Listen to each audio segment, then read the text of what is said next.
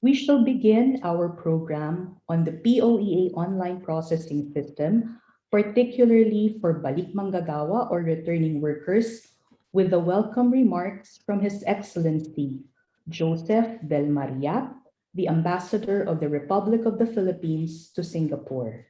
ICT team, play the video please. Magandang umaga po sa inyong lahat. I am Ambassador Joseph Del Maria of the Philippine Embassy in Singapore. And I am pleased to welcome you all this morning as we hold a joint webinar on the POEA online processing system for Balik Manggagawa or POPS-BaM by the Philippine Overseas Employment Agency, POEA, and the Philippine Overseas Labor Office, POLO, Singapore, in coordination with the Philippine Embassy in Singapore. I also welcome the participation of our colleagues from the Philippine Embassies in Jakarta and Phnom Penh. I extend my appreciation to both Ambassadors Lee Hyung-wee and Amelita Aquino for their support in our joint undertaking. This webinar on the POPS-BaM aims to provide guidance to our overseas Filipinos, especially domestic workers, professionals, and skilled workers, to facilitate their enrollment in the POPS-BaM, the POEA online registration system for returning workers, Balik Manggagawa, launched in July 2021. The online registration will allow our workers to obtain printed copies of their OEC without the need to visit the POLO, provided that their verified employment contracts are still valid and that they are returning to work for the same employer. Alam po natin, marami sa ating mga kababayan ang nagnanais na makauwi sa Pilipinas ngayon na lumuwag na ang mga travel protocols. Isa po sa mga kailangan gawin ng mga ating OFWs bago umuwi ay makakuha ng Overseas Employment Certificate o OEC.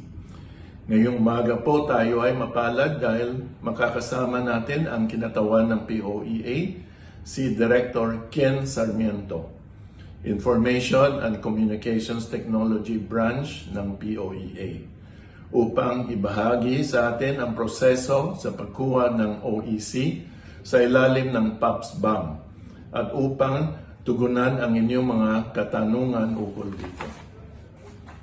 As the POPS-BaM was launched only in the middle of last year, there are still a significant number of returning OFWs who are not aware of the system and who may need to register therein in order to obtain an OEC to return to their job sites after a visit or vacation to the Philippines. The said webinar will supplement the efforts of our POLO Singapore, led by our Labor Attaché Attorney Margarita Victorino, in explaining the POPS-BaM to OFs during its quarterly post-arrival orientation seminars or PAOs. Sana po ay makatulong sa inyo ang webinar natin ngayong umaga upang mapadali ang inyong pagkuha ng OEC sa inyong pag-uwi sa Pilipinas. Hanggang po namin ang inyong masaya at ligtas na pag-uwi sa inyong mga pamilya at mga mahal sa buhay sa Pilipinas. Maraming salamat po. Ambassador Yap allowed us to host this program, and without his support, this activity would not have been possible. We would also like to acknowledge our colleague from the Philippine Embassy in Singapore and our team from the Philippine Overseas Labor Office who are all joining us this morning. Sa pagkakataon pong ito, nais din po naming pasalamatan ang aming mga kasamahan sa Philippine Embassies in Jakarta and Phnom Penh sa ilalim po ni Ambassadors Lee Hyung-wee and Amelita Aquino. Nais din po naming batiin ang lahat ng aming mga kasamahan sa mga nasabing embahada at lalong-lalo na sa aming mga kasamahan sa DOLE, OWA, SSS, Pag-ibig, at lalong-lalo na po sa aming mga colleagues sa Philippine Overseas Employment Administration or POEA sa kanilang pagtulong na maibahagi ang programang ito sa ating mga kababayan sa Singapore, Indonesia, at Cambodia. Hindi man natin siya makasama ngayong umaga, ipinararating po ng ating butihing Secretary of the Department of Labor and Employment, Secretary Silvestre Bello III, ang kanyang pagbati sa inyong lahat sa pamamagitan ng mensaheng ito. Binabati ko ng maligayang araw ang lahat ng ating mga Overseas Filipino Workers, lalo na ang mga kasapi sa talakayan ukol sa bagong online system ng Philippine Overseas Employment Administration for the returning OFWs. Mahalaga ang usapin na ito, kaya naman lubos ang aking pasasalamat sa Philippine Overseas Labor Office, POLO for short, sa Singapore na nasa likod ng programang ito ngayong araw. I'm very hopeful that through this webinar, more of our beloved migrant workers would come to know about this latest service of the POEA. For those who are still unaware of it, the new online system of returning OFWs is the most convenient way for our OFWs to get their OECs or Overseas Employment Certificate. Kailangan nila ng OEC upang makabalik sa kanilang mga trabaho sa abroad matapos ang kanilang pagbabakasyon sa Pilipinas. One of the key mandates of the Department of Labor and Employment and its attached agencies is to deliver to our OFWs information relevant to their welfare and progress. Ika nga, iba na ang may alam. Kaya tara na, let's this webinar be of big help to our bagong bayani. Thank you very much, Secretary, for taking the time to greet our participants through that recorded video message. Ating first presenter po is the new OIC Director of the Information and Communications Technology Branch of the joined the Department of Labor last August 2019 after transferring from the Philippine Health Insurance Corporation or the PhilHealth. He has completed his master's degree in fiscal administration in 1996. Prior to his current assignment, he ran years in system analysis, internal control auditing, management audit, fraud detection, forensic analysis in various capacities with the PhilHealth. His last two assignments included heading the planning IT section of the PhilHealth Regional Office in the National Capital Region. And he also headed the PhilHealth Overseas Filipino Program Unit from 2014 to 2019. Mga kaibigan at mga kababayan, allow me to welcome Director Ken Sarmiento, OIC Director of the ICT branch of the POEA for the first presentation. Director Ken, the floor is yours. Maraming salamat po sa pagsama sa amin ngayong umaga. Salamat din po, Labat Marge. Bago lahat, gusto po sana pasalamatan muna at batiin ang ating mahal na ambassador sa Singapore, sa Jakarta at Phnom Penh, ang ating minamahal na Labor Secretary, Secretary Bello, at ang mga ibang labat po sa mga iba't ibang jurisdiction na sakop po ng POLO Singapore. Magandang umaga po sa inyo, po si Director Ken Sarmiento. Una-una, pasasalamatan ko sana si Labat Marge sa pag-imbita sa amin. Pero ang mensahe ko lang po, ang naipaparating po sa ating mga minamahal na mga OFWs. Marami po nagtatanong sa atin, bakit po ba may POPS-BaM? Kasi po, ang pinaka-maikling sagot po namin doon is, yung dating system po na ginagamit nyo na BM online, pag may-ari po kasi ito na isang pribadong third party na provider, hindi po ito pag may-ari ng POEA. So, ang nangyayari po, yung mga datos po ninyo sa isang pribadong grupo na pupunta, na hindi po kasi kami kampante sa ganong kondisyon kasi ang sinasaad po ng Data Privacy Act dapat POEA po ang ang magmamanage at magko-control nitong datos. At yung sistema po, yung program mismo, hindi rin po kaming gawa, kaya hindi namin maayos ito or ma-improve. Kaya po, sa lipas ng ilang taon na ginamit po natin itong sistema ito, daming errors, madami pong bugs.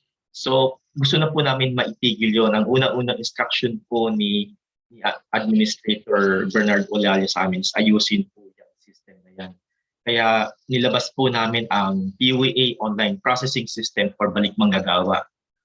In short, POPS-BaM. Si POPS-BaM po, isa sa mga kapatid sa isang pamilya ng 5 sistema po. Meron pong POEA Online Processing System for land-based. Meron pong POEA Online Processing System for sea-based, meron po for direct hire, meron po for government placement, at si Balik Manggagawa naman po. Ngayon po, sa sistema namin, mas kontrolado na po natin kung meron pong mga errors na na-enkwentro po kayo, madali naming maayos. Siguro medyo hindi agad-agaran pero maayos at maayos din po. Yung datos po natin, lilinisin po namin. So, kaya po nag-organize si Labat March ng ganitong usapin kasi yung paglilipat ng datos ninyo mula sa lumang system papunta sa system po ng POEA. Opo, marami pong nakakainkwento ng problema kasi po yung pinanggalingang database sa BM Online System. Marami po dyan yung ang dami-dami po niyang account. So hindi malaman ng system namin kung alin po doon ang active account ng isang OFW. Madalas po may mga account na kaparehong pangalan, nagkaiba lang kasi yung isa may tuldok. So nalilito po ang sistema namin kung sino po ba or ano. So dapat linisin po muna yung mga datos na yun bago mailipat. At marahil yun din po ang mga katanungan ng mga marami nating kapatid na OFW. Kasi yun nga po, nahihirapan sila. Pero ang maganda po nito, pagkatapos ko po, ang ating kapatid na si Chief George Parlan, i-explain po sa inyo yung procedure mismo kung paano po natin gagawin ito. So yun po, bakit po nagkaroon ng POEA? POEA Online Processing System for Balik Manggagawa. So yun lang po mga kapatid, with the permission of Labat March, may I now bring the floor to you for George to make an entrance. Yun lang po. Salamat po. Maraming salamat, Director Ken. Sabi ko nga po, hindi ko pa po siya personal na nakilala. Nakita ko lang din po siya mag-present sa ating POLO conference bago po nagkaroon ng pandemic. But maraming salamat, Director Ken, for taking the time to be with us this morning and for informing all of us po of the reason kung bakit nga ba talagang kinakailangan na natin na sugod itong efforts natin na ma-migrate ang mga records ng ating mga OFWs from the old system to the POPS-BaM. Diyan lang po kayo, Director Ken. We will have a brief question and answer portion after the presentation of our next speaker. At this point, let us welcome our last and second speaker from the POEA Data Bank and Network Management Division to discuss the registration process of the POPS-BaM. Siya po ang aming takbuhan sa POLO kapag meron po kaming mga queries na natatanggap mula sa ating mga OFWs na nagkaka-encounter ng technical concerns or issues pag nag-create sila ng kanilang mga accounts under this new system. Siya din po ang tutulong sa pagsagot sa mga tanong na natanggap namin mula sa ating mga OFW sa Singapore, sa Jakarta at sa Phnom Penh. Ang ating speaker po is presently the OIC, Data Bank and Network Management of the Data Bank and Network Management Division of the ICT branch of the POEA. Alam niyo po, itong next speaker natin has occupied several positions and capacities in the past. Hindi ko na po iisa-isahin yon. He is a professor, an IT practitioner, a lecturer, and also at one point in time in his career, served as acting dean of the College of Arts and Science of the Asia and the Pacific. Ang kanya namang pong overseas employment included serving as an IT practitioner in Saudi Arabia and also as a deputy finance director in Uganda. 17 years na po as an IT practitioner, consultant, analyst, programmer, 11 years as technical service provider, and also has served in various capacities as system development consultant. This morning po, join me in welcoming Mr. George Parlan. George, magandang umaga. Good morning po, Labat, and good morning po sa mga ambassadors and sa mga kababayan po natin. Magandang araw po sa inyong lahat. Salamat po sa opportunity na ipaliwanag po namin yung bagong sistema po namin at ngalan po namin na malaman po ninyo kung paano po tumatakbo ang sistemang to at kung paano po anong dapat nyo pong gawin. Okay. Allow me to introduce to you POPS-BaM. Okay. Ang e-registration po, no, ang ginagamit po natin when we apply for POPS-BaM. E-registration po, your e-registration account will enable you to avail of the online services provided by the POEA. This e-registration system was launched May 2018 and is mandatory for all OFWs for their OEC. POPS-BaM po, as mentioned po, is for Balik Manggagawa and was launched late June po, June 30, to replace the BM online system to directly connect the database of Balik Manggagawa to the POEA database po. Who are supposed to be using the e-registration? New registrants po or applicants, Balik Manggagawa with existing accounts with BM Online. Number 3, Balik Manggagawa with no existing e-registration account. Sign up and get your e-registration number here. For those with existing account, just log into your account to update your profile and important information, details required to get processed for a job abroad or acquire your OEC or exemption. Strictly, one e-registration account, one OFW. Yun po.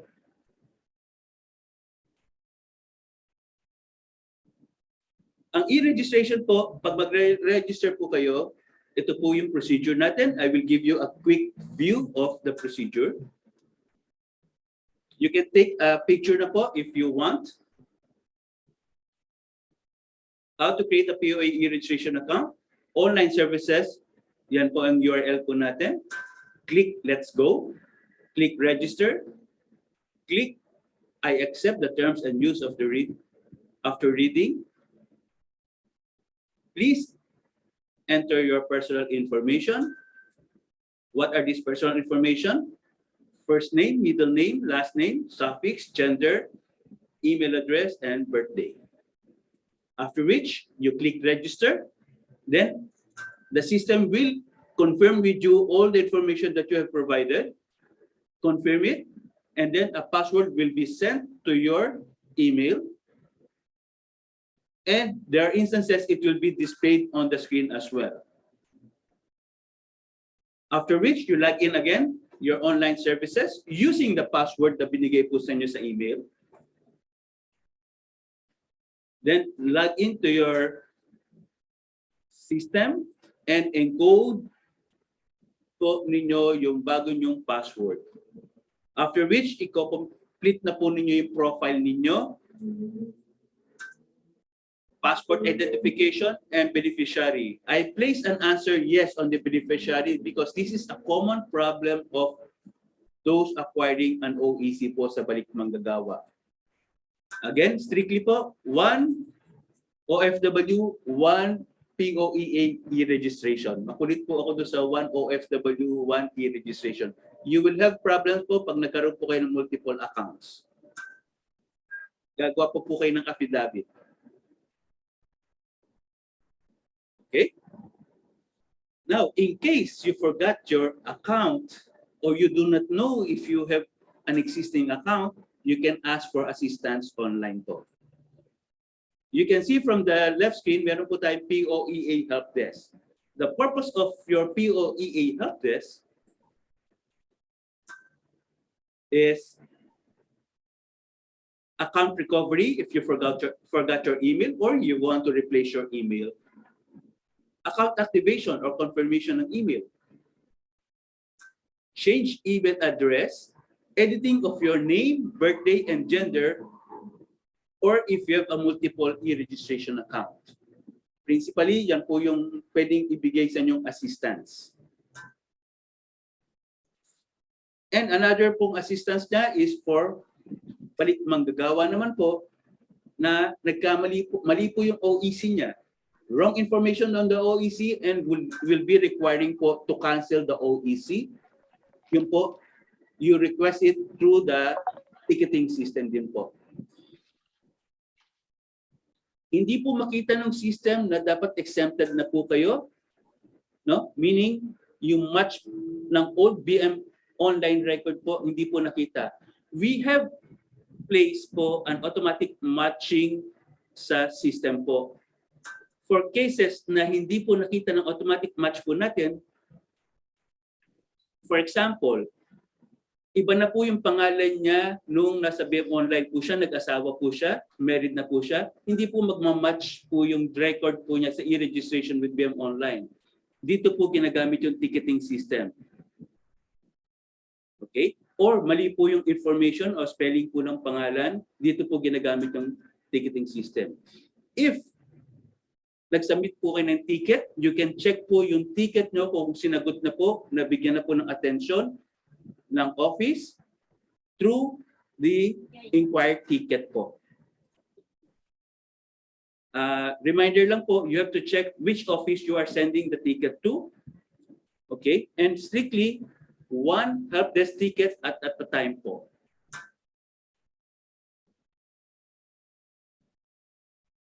Now, for Balik Manggagawa, since you're all Balik Manggagawa, ang purpose po natin dito is for Balik Manggagawa, there are two ways po of getting your OEC.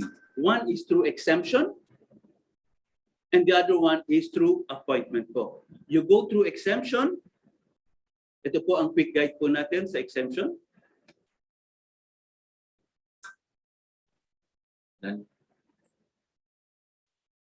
Okay?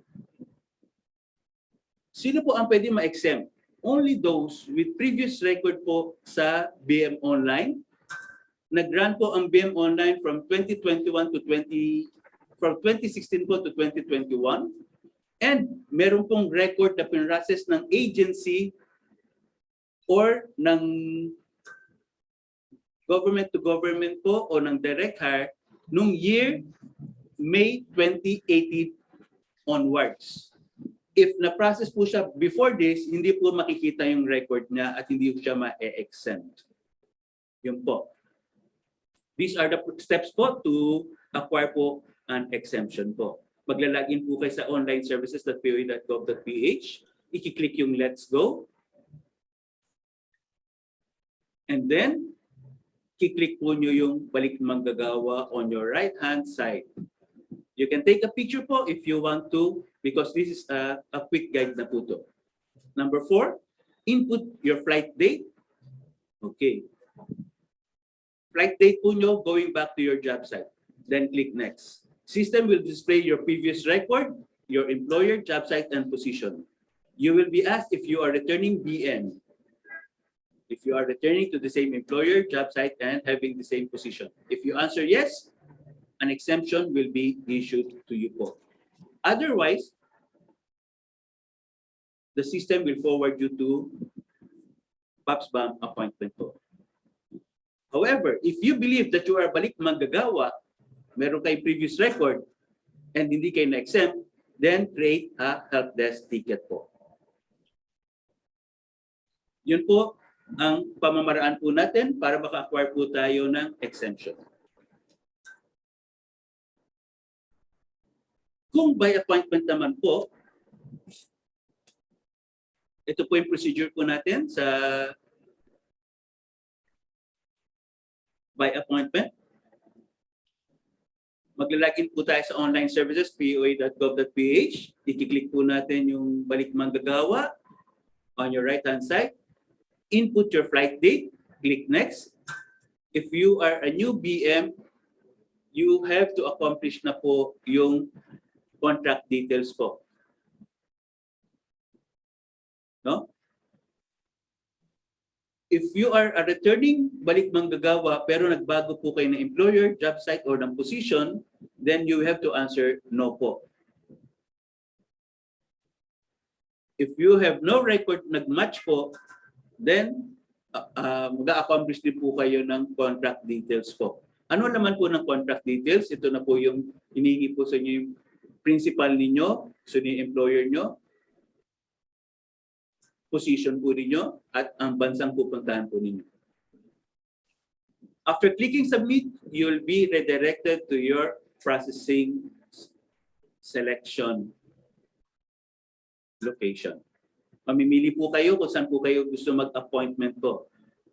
And then, pagkapili po nyo ng lugar, we have about 60 POEA offices po.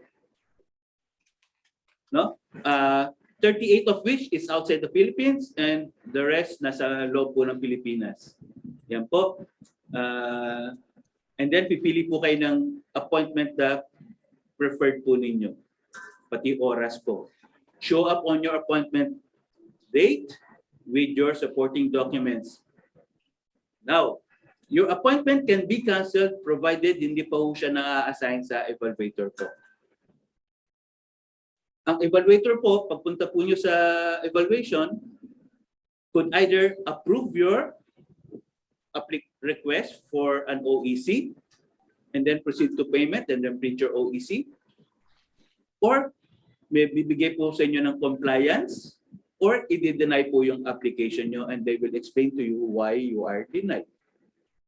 Yun po. Allow me po to show you the flow po.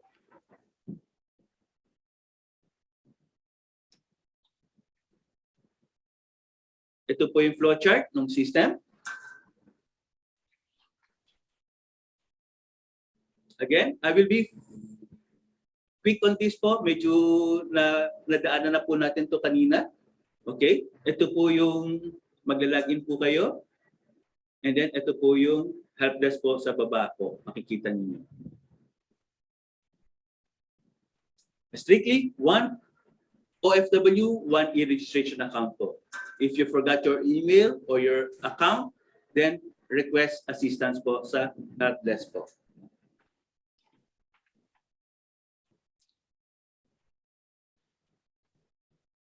Okay, pag nag-login na po kayo, this is what you're gonna see po. Meron po tayong dashboard, profile, my education, my experience, my documents, my resume, okay? And on the upper right corner po, makikita po natin yung Balik Manggagawa. You have to make sure that your profile is updated po, yung my profile. Ang laman po ng my profile ay ito po.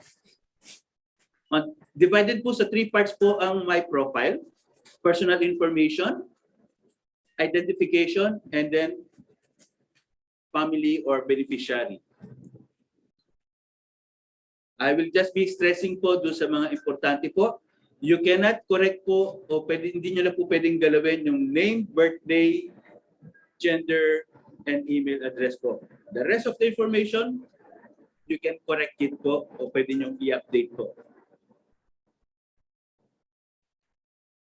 It is required po. Okay, sa identification po tayo.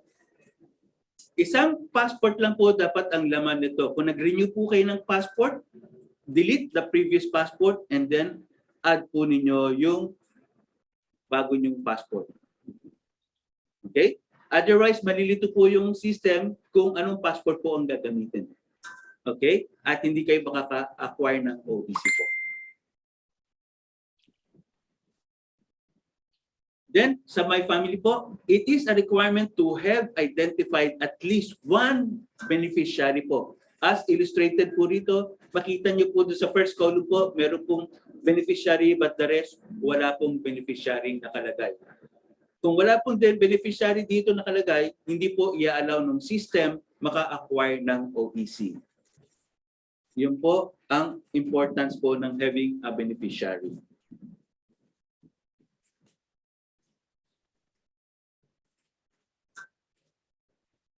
Pagka-update po nyo ng profile nyo, then the next thing to do is i-click na po ninyo yung Balik Manggagawa on the upper right corner po ng website po natin.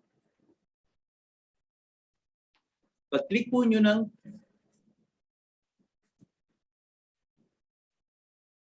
Balik Manggagawa, this is the first screen that you will see. I-check po ng system kung meron po kayong passport data. Okay? As mentioned ko po kanina. At kung meron kayong beneficiary. The other two, yung profile image and passport image, you may submit it po after po. The system will allow you kahit wala po kayo na-upload na passport or profile image po. Okay? Naging optional na po yun for Balik Manggagawa, but we advise po na i-update po ninyo or mag-upload pa rin po kayo ng passport at profile image. I-click po nyo yung next if the system will allow you after checking. And below that is the screen po. You have to enter po yung flight date back to job site po. Again, inuulit po namin, ang ilalagay po yung date dito o petsa ay yung date po ninyo pabalik sa job site. Since most likely nasa Singapore po kayo, hindi po yung flight back, hindi, again, I repeat, hindi po yung flight nyo papunta sa Pilipinas, kundi papunta sa job site. On the right side po, meron po mga reminders po na ginaguide po kayo kung ano yung dapat yung gawin. Yung pag-acquire po nyo ng OEC or ng appointment date po, no? Again, ang OEC po, good for 1 use lang po. At valido po for 60 days po. 60 days lang po valid ang OEC and good for 1 use lang po. So, pag nagamit nyo, acquire po kayo ng panibagong OEC. If you are returning to the same employer and job site, then you most likely exempted po kayo. If you have a record with POEA, and the system will display whether your employer, job site, and position, and will ask you if you are returning to the same employer, job site, and having the same position. If you are, an OEC exemption po will be issued. Okay?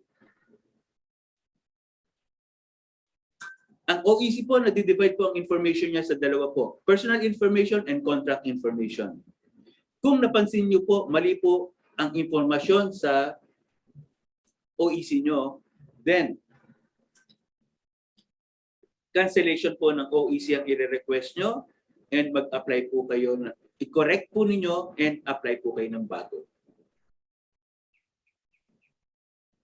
If OEC information is wrong, request for cancellation. To correct personal information, you use the help desk ticket. To correct contract information, you reapply for an OEC and ayusin po ninyo yung contract details po ninyo.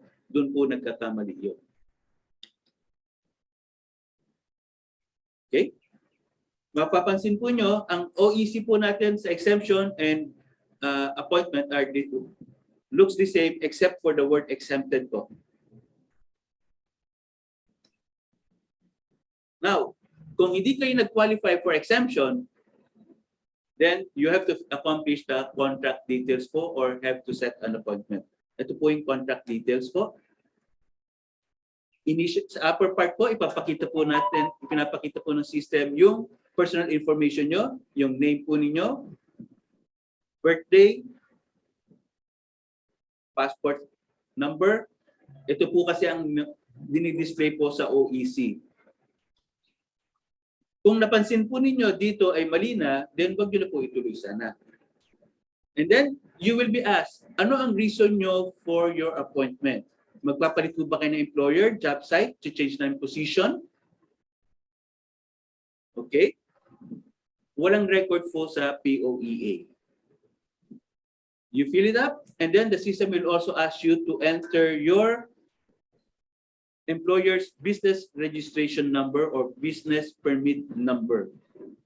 If ang employer po nyo ay hindi po nasa business, then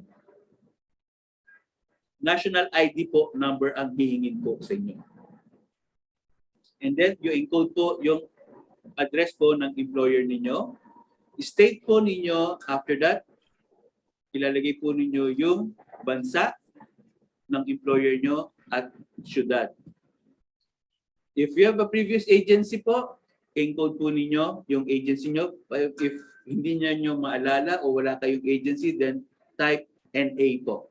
The system will not continue if you do not type NA kung wala naman po. And then, select po position. Yung position po rito, mamimili po kayo ng mga positions po. No? Select position. Okay?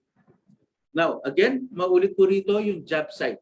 It's possible po yung employer and job site ay magkaiba po. Kung saan kayo talaga papunta, patungo, doon po ninyo ilalagay yung job site na yun. And then, yung contract, kailan po nag-umpisa yung kontrata nyo at gaano katagal po yung kontrata nyo. Yung contract po nyo in terms of months po yun. And then, the salary po, pipili po kayo ng currency, and then yung frequency po ng salary, kung per annum, monthly, weekly.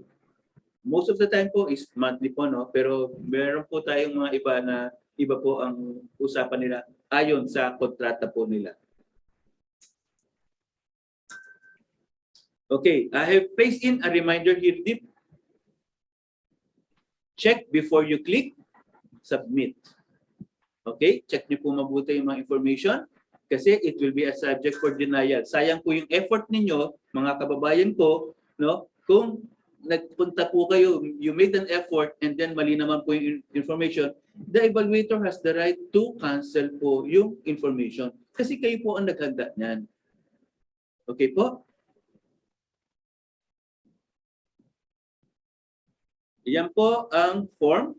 So nakapag-submit na po kayo ng form. Kung nakapag-submit na po kayo ng form, ang next thing to do is, saan ako mag-a-appointment? Pipili po kayo ng lugar. These are the 3 steps po sa paggawa po ng appointment.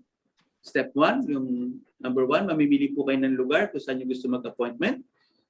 Step number 2 is mamimili po na kayo ng date and time. And then, step number 3, you print your appointment.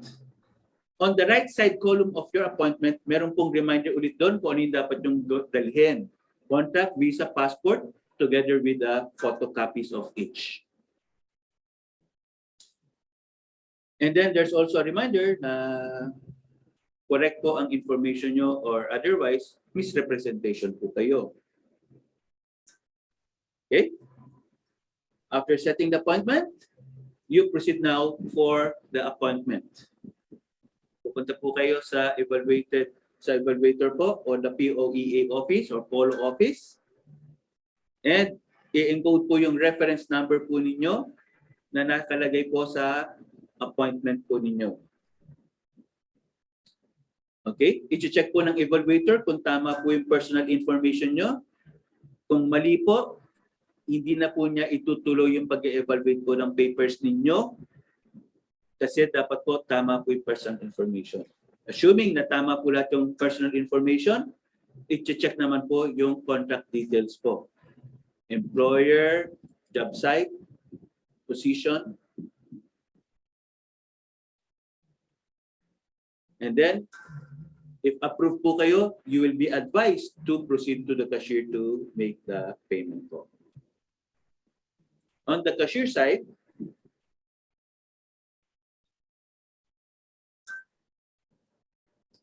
i-encode po ulit yung reference number. System will display your name and amount to pay.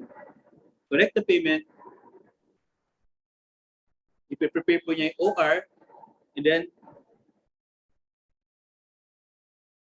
you will be advised to log in and print your OEC. Again, ang pagpiprint po ng OEC is on the side of the worker po.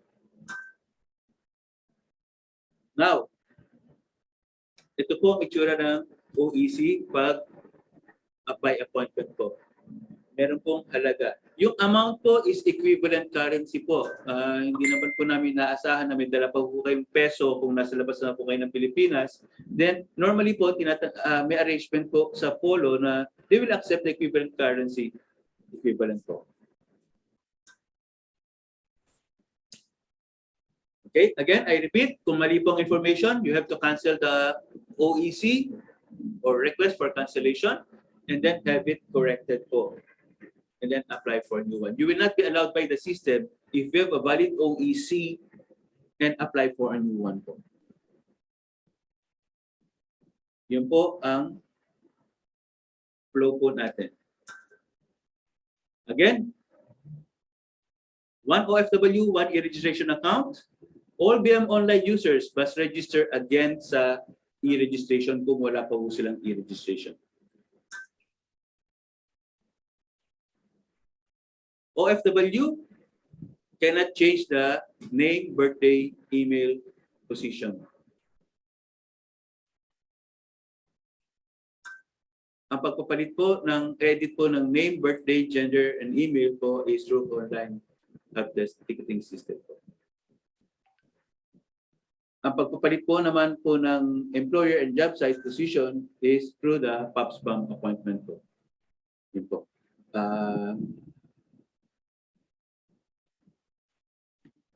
Dapat, I guess I'm done na po doon sa main presentation po natin.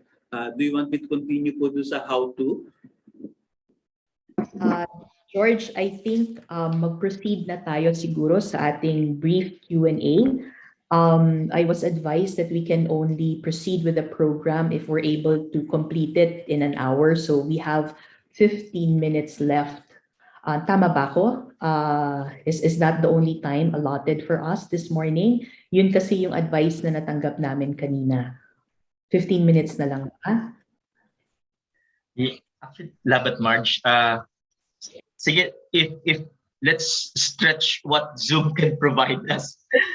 Yes, officially kasi yun ang just to play it safe, 1 hour lang ang airtime natin. But if Okay. Zoom will be kind enough to allow us to transmit beyond that, sige, why not? All right. Okay. Napansin ko, George and Director Ken, kanina sinasagot na po ni Director Ken yung mga questions na natatanggap natin through the chat box. So thank you very much, Director Ken. Mapalad talaga ang ating mga OFWs ngayong umaga na nag-participate sa webinar na ito dahil ang sumasagot mismo sa kanilang mga katanungan ay ang ating mga director at head ng ICT sa POEA. Unahan ko na po siguro, Director Ken, yung mga natanggap namin earlier na tanong mula sa ating mga workers, hindi lang po dito sa Singapore, pati na din po sa Jakarta and Phnom Penh. Okay, number 1 question po. Ako po ay ating kasal, ngayon ay annulled na. Based on the annulment decision, I can now revert to using my maiden name. Ano po ang kailangan kong gawin dahil iba na po ang aking apelyido? Katanungan po yan sa ating mga OFWs from Jakarta na natanggap namin from the Embassies assistance po. Yeah, Labat. Kung yung OFW po, Labat Marge, kung nandyan po siya sa inyo sa post, mag-final na po siya ng help desk ticket para i-request po yung changing of name. Tapos sila Director Ren na po ng Employment Branch ang mag-execute ng change of name. Hihingin po nila ang unscanned copy ng annulment decision. Ngayon, kung nandito naman po siya sa Pilipinas, pwede rin pong either she does it through the email ticket or she visits po ang POEA office to make the correction. Pero it involves editing or updating yung profile po ng OFW doon sa e-registration. Labat Marge, mabilis lang po, i-clarify ko lang po. Kasi dito po sa usapin natin, 3 systems po ang involved. Si POPS-BaM po, kung mapapansin niyo, ito po yung sistema na nagproproseso na ng OEC ng Balik Manggagawa. Pero yung personal data po ng OFW, nasa e-registration po. So yung nabanggit ni George kanina na paglilipat po ng record nyo mula sa lumang BM Online, na nasa cloud, ililipat po ito sa e-registration system. Tapos kung meron po kayong mga request na pagpapakorrect ng personal information ninyo, si helpdesk po ang gagamitin nyo para humingi ng tulong. Ang helpdesk po, lahat ng klaseng tulong. Correction ng pangalan, correction ng birth date, correction po ng marital status, doon nyo na po gawin. Okay, sige po. Sa ating chat box, Director Ken, may isa tayong kababayan na nagsabi, hindi daw po yata nagwo-work yung ating help desk. Ano daw po ang gagawin nila kung hindi sila nakakuha ng confirmation kung na-forward ba o naipadala ba nila yung concern sa POEA? Opo, pasensya na po sa lahat kasi ang POEA naka-enkwentro po ng problema nung mga 2 linggong nakaraan. Kapag nag-create po kayo ng account sa e-reg, hindi po kayo napapadalahan ng confirmation email. Kasi ang confirmation email po namin supported by Microsoft. Nagka-problema kami with Microsoft, technical na problem. Nung Thursday lang po namin naayos. So, ang recommendation ko, subukan niyo po ulit mag-create. It should be okay by now. Ang madalas na nagiging error, failed to detect record or failed to create or failed to send. Yung po yung mga problems namin for the past 2 weeks. Pero subukan niyo po ulit ngayon. It should be okay by now. Okay. Director Ken and George, may isa naman ditong nagtanong na hindi po ako nakatanggap ng email activation notice. Yeah. Ano po ang gagawin ko? Yeah, sige George, you have the floor. Sa ticket po yun, helpdesk ticket po. Mamimili po siya ron kung ano yung concern po niya. Sa e-registration concern po niya, isasubmit po yun. So mag-create po siya ng ticket. Opo. Okay. Labat March, isingit ko na lang. Yung po yung kapusod po ng problema na una ko nabanggit yung sa email confirmation. Pasubok na lang po, it should be okay by now. Isa po yun sa nangyayaring error, failed to confirm po or receive yung confirmation email. Okay po. Thank you. Ang isang kababayan naman po natin, Director Ken and George, nagsabi, lagpas sa 60 days ang pananatili ko sa Pilipinas. Paano yon? Ang OEC ay tatagal lamang ng 60 days. Ano po ang aking kailangan gawin? Sige, George, can you take that? Okay. Kung balik manggagawa po siya, all they can do is expired na po yung OEC. The system will allow the worker to apply for another OEC po. And may exempt naman po siya kaagad. Exemption po ibibigay ng OEC. However, meron po nilabas din naman po si admin at hindi pa po nalilift up to now na during the pandemic period, kahit expired na po, all they have to do is have it revalidate. If doubtful po sila, no, kung expired na po yung OEC, pwede pong i-revalidate po yun, provided the OEC was issued 2021 lang po and above. Kung 2020 po, hindi na po i-honor yon, no? Pero another way po, kung a normal operation po tayo, all they have to do is apply for na OEC, exemption po ibibigay sa kanila. Salamat po. Thank you. Ang isa pang tanong natin, available ba ang POPS-BaM link sa POEA website? Kung hindi po namin ma-search sa Google ang link na POPS-BaM, available po ba to sa POEA website? May link naman po siya. May link naman po. May link po. Sige. So next question ko na, meron tayong isang kababayan dito na nabasa ko na actually this is also a similar query we received from the 2 other embassies po. meron po bang safety mechanisms in place para makasigurado naman po kaming mga OFW na lahat ng aming mga data na binibigay sa POEA ay talagang hinahawakan with confidentiality? We have in place po mga, you can? Okay, I'll be the one to answer Yes. na po. Okay, go ahead. I'm Okay. answering the chat box. Okay, sige. Okay. Isa-isa. We Mahina have in place kalaban. naman po mga standard procedures po, yung mga security po for an infrastructure po to must have. We have put that in place naman po. Okay. Thank you very much, Sir George. Alam naman natin na talagang ngayon sa mga concerns on phishing, scams, email scams, talagang valid naman itong mga ganitong concerns ng ating mga kababayan.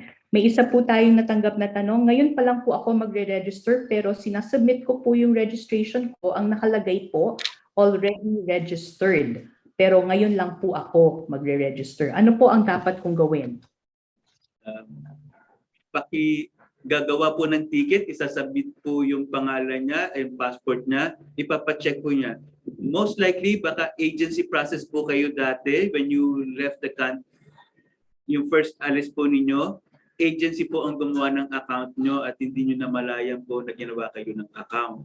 So all you have to do po is recover and provide po yung email na gusto nyo po. Ticket po. Okay, thank you. Ako po ay na-promote. Paano ko po ba mapapalitan ang aking position na create ko na po ang aking POPS-BaM account? Changing of position, job site po and employer is done through appointment po. Okay. So basically, George, talaga, no, pag may papalitan tayong mga detalye na atin nang naibigay sa POEA, name of employer, job site, and all of these other details na nabanggit mo sa presentation mo kanina, talagang ticket creation ang dapat namin gawin. Ano po? Pag personal information po ang babaguhin po, ticket po ang gagamitin doon, e-registration personal information. If contract concern po, employer, job site, and position po, by appointment po yun. Yung BM, yung POPS-BaM appointment po ang gagamitin nila. Yun po. Okay. Thank you for that clarification. May possibility po ba na hindi lumabas sa account ko ang aking salary? Gusto ko po sanang mag-comply sa requirement ng aking employer na dapat confidential ang aking remuneration package. Sa OEC,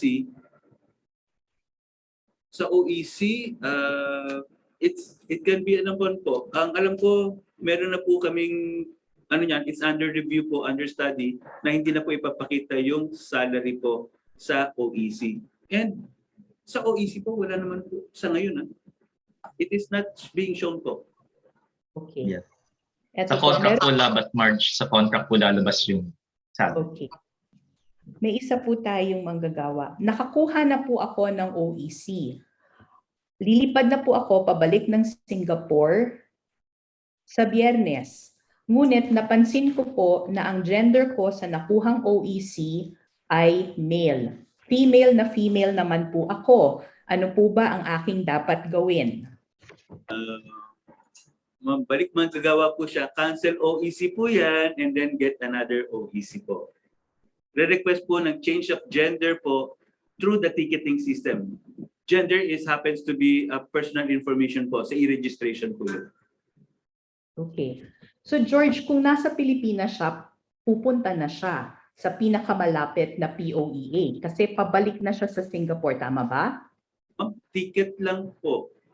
Ticket lang. Po. I-reach ticket po. Helpdesk ticket po ang gagawin niya.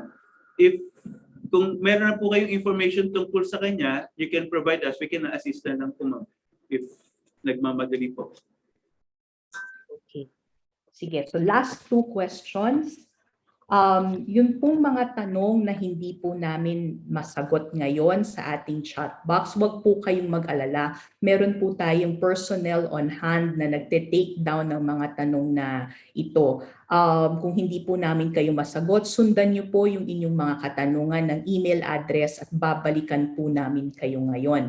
Huwag po kayong mag-alala, hindi na po namin sinusulat, pinipicture na lang po namin yung mga tanong para siguradong ma-capture namin ito. Ito po yung dalawang huling tanong. May account na po ako sa BM Online, pero nakalimutan ko na po yung login details ko. Pwede po ba ako mag-register sa bagong system gamit ang bagong email, pati na din po ang bagong password?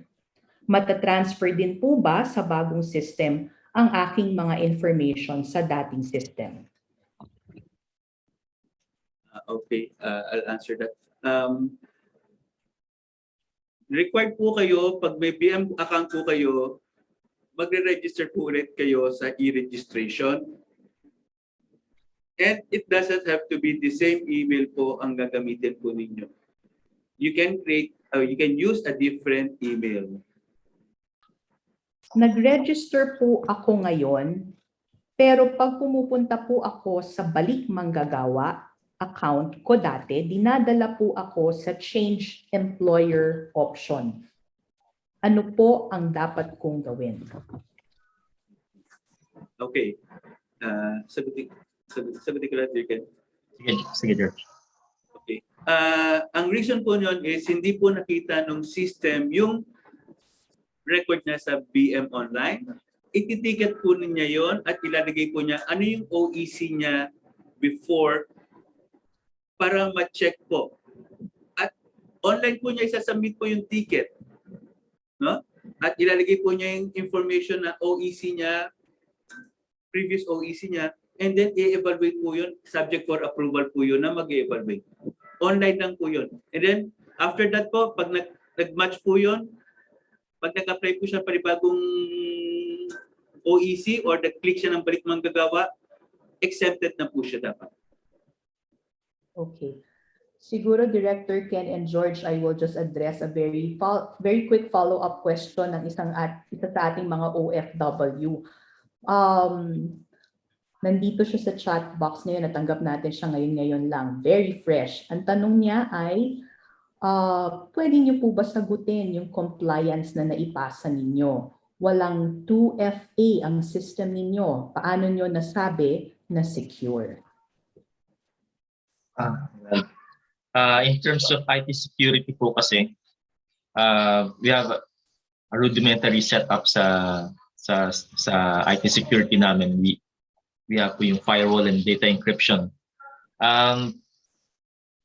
Totoo po medyo kinukulang sa pondo ang POEA at ang infrastruktura namin hindi pa ganun katibay ng gaya na inaasahan natin.